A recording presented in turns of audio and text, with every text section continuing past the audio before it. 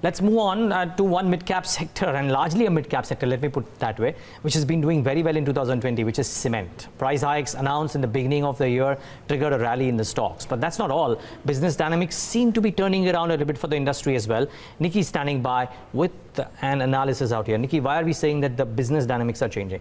Couple of factors actually behind a demand situation, price hike scenario, all put together. Looks like the industry is in a sweet spot. But I'm going to start off with the price hike announcement first, because that's clearly a trigger which has led to an up move that we've seen across the board in the cement sector. You see all the cement stocks, for that matter, they've rallied between 5 to 28%, with the maximum amount of gains seen by Orient Cement and the least amount of gains seen by the pan-India player ACC. What has actually triggered the rally is the price hike announcement first, where you have announcement at the start of the year coming in that the prices were hiked to an extent of 20 rupees per bag for regions including East, South and West, and a 10 rupee per bag hike for North and Central regions. Apart from that, brokerages also suggested that it is during the mid of this month again that the cement dealers are expected to take the price hike, given the kind of demand situation, which is only expected to pick up here on, given that we are now behind the festive season, and this is originally the time when the construction activities usually pick up.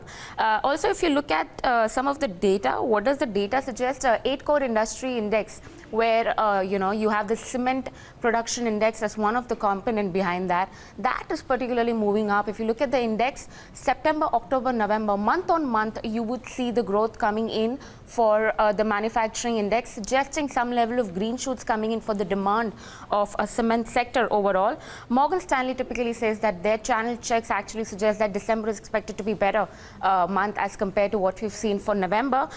They expect improved sand. The reason what they felt were moving this particular index higher were improved sand availability in Andhra Pradesh and Telangana, which is a key challenge until now, which had been rather a key challenge until now, and the partial lift of ban which has now taken place in NCR region, because of which construction activities, they have normalized to an extent, and the demand has come back to north-based players. Also, what the brokerages suggest going forward, at least Macquarie feels that the demand is picking up, and Q3 has been a fairly decent quarter, and that is only expected to improve going forward. Q4 is expected to be better than that of Q3.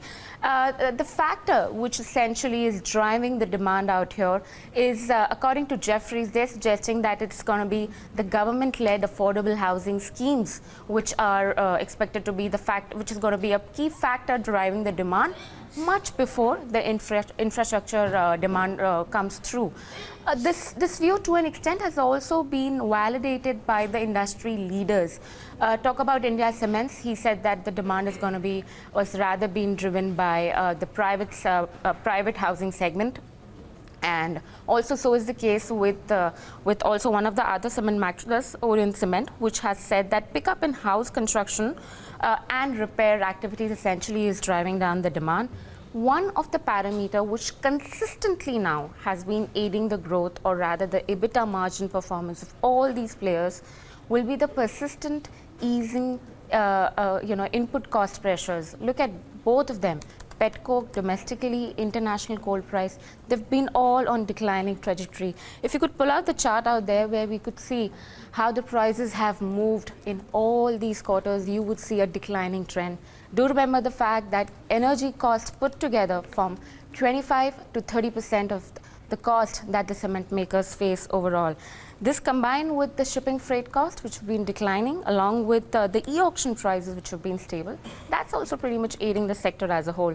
What do we feel could be the outlook? Well, I definitely, along with all the brokerages, pricing discipline is the key. If these manufacturers manage to hold on or further take hikes, that's where the game lies. Also, Jeffrey says that the next upcycle for cement industry is expected to be longer, but however they feel that the pricing power would be limited to an extent.